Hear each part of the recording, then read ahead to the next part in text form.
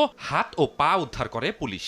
পরে তদন্তে জানা যায় খণ্ডিত অংশগুলো নরসিংদীর শিবপুরের ওবায়দুল্লাহর মরদেহের।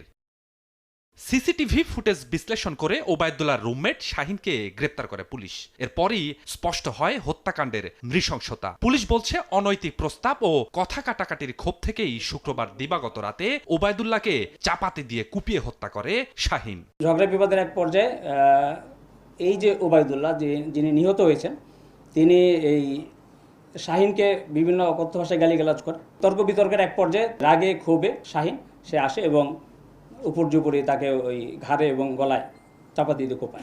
ওবায়দুল্লাহকে খুনের পর মরদেহ 7 টুকরো করে শাহিন। লাশ গুম করতে মরদেহের টুকরো করা অংশ পলিথিনে মুড়িয়ে সাইকেলে করে রাজধানীর বিভিন্ন জায়গা ফেলে দেয় শাহিন।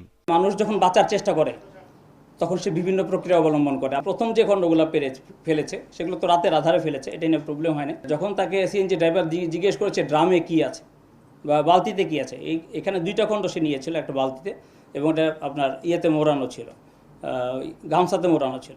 তখন সে বলেছে এখানে এই বিষাক্ত কেমিক্যাল আছে, এখানে এটা যে কোনো জায়গায় ফেলা যাবে না। আলাম